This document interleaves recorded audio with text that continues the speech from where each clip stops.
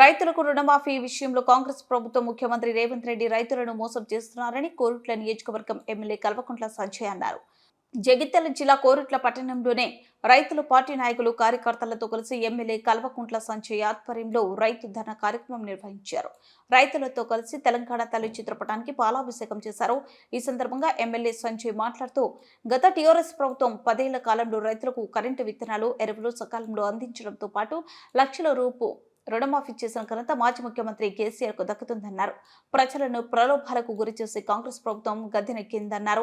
ఎన్నికలకు ముందు మేనిఫెస్టోలో ఇచ్చిన హామీలను అమలు చేస్తామని చెప్పి అధికారంలోకి వచ్చిన తర్వాత ప్రజలకు రైతులకు మోసం చేసిందన్నారు.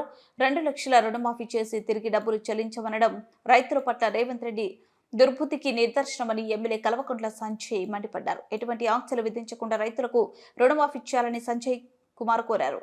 4 గంటల ఫ్రీ కరెంటు, నాణ్యమైన కరెంటు తీసుకొచ్చింది కేసీఆర్. ఇంకేం చేయాలి? రైతులకు అంతకుముందు విత్తనాల కోసం లైన్ల మీద నిలుస్తుంటుండే, ఆ విత్తనాలను కోసరాకుండా కేసీఆర్ గారు విత్తనాలు టైం తీసుకొచ్చింది. ఆ తర్వాత ఇంకేం చేయాలి? రైతుల కోసం వాళ్ళకి పెట్టుబడి కష్టమవుతుందని చెప్పేసి రైతు బంధు తీసుకొచ్చింది కేసీఆర్. ఒక్కొక్కటి అన్ని అది దాన్ని పాలసీ అంటారు. దాన్ని వీళ్ళకి ఆ పాలసీ లేదు. వీళ్ళకి కనీసం రైతులకు ఏం చేయాలో తెలియదు. ఆ తర్వాత కేసీఆర్ గారు గొప్ప ఆలోచన, మళ్ళీ ఇంకేం కష్టం ఉంది రైతులకంటే, రైతులకు పొయ్యి వల్ల దిగుబడి అమ్ముకోనికి మార్కెట్కి పోయే దిగుబడి అమ్మని కష్టమవుతుందని చెప్పేసి మన ఊరికే మన కల్లాలు తీసుకొచ్చి అక్కడనే కొనుక్కునే పరిస్థితి తీసుకొచ్చింది కేసీఆర్ గారు. ప్రతి ఒక్క మెట్టు మీద రైతులకు ఏ కష్టం వచ్చినా కేసీఆర్ గారు నిలబడి ఆ అన్ని కష్టాలను నెరవేర్చిన నాయకుడు కేసీఆర్. ఇప్పుడు అదే ఈ ప్రభుత్వం వచ్చినాక ఏం జరుగుతుంది? కనీసం కేసీఆర్ గారు రెడీగా పెట్టిన పనులు కూడా చేయలేని అసమర్థ ప్రభుత్వం ఈ ప్రభుత్వం ఇది. ఇప్పటి వరకు కేసీఆర్ గారు ఇచ్చిన కరెంటు పోయింది, మోసం. ఇప్పుడు కరెంటు లేదు. మళ్ళీ కొనుగోళ్ళు సగం తీసుకొచ్చిండ్రు, ఇప్పుడు కల్లాలు సగం తీసుకొచ్చిండ్రు. ఇప్పుడు రైతు పెట్టుబడి గోవిందా పోయింది. ఈసారి రైతు పెట్టుబడి రూపాయి ఇయ్యలేదు. ఆఖరికి చేస్తామన్న రుణమాఫీ కూడా ఇప్పటివరకు చేయలేదు.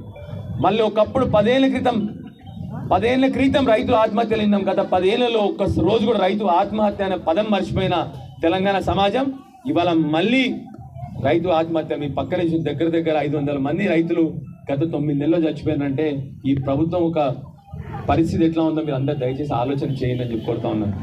దయచేసి మీ అందరినీ మా ప్రెస్ మిత్రుల ద్వారా మా రైతుల పక్షాన దయచేసి రిక్వెస్ట్ చేస్తా ఉన్నాను. ఈ ప్రభుత్వాన్ని వేడుకుంటా ఉన్నాము, దయచేసి వెంటనే మీరు ప్రామిస్ చేసినట్టే, మీరు ఎట్లాగూ ఆల్రెడీ రైతు బంధు ఎగరగొట్టినరు, రైతు భరోసా ఇస్తలేరు, కరెంటు లేదు.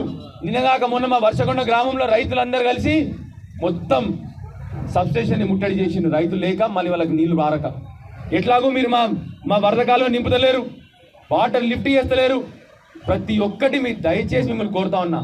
రైతులు అష్ట కష్టాలు పడతా ఉన్నారు, వర్షాలు లేవు, పెట్టుబడి లేదు, మళ్ళీ విత్తనాలు టైంకి వస్తలేదు, కరెంటు లేదు, నీళ్లు లేవు. కనీసం రుణమాఫీ అన్న చేసి వాళ్ళని ఆదుకోమని చెప్పి వాళ్ళ ప్రభుత్వాన్ని కోరుతా ఉన్నాను.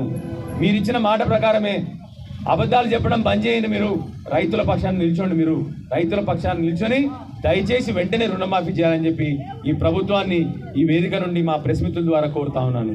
జై తెలంగాణ.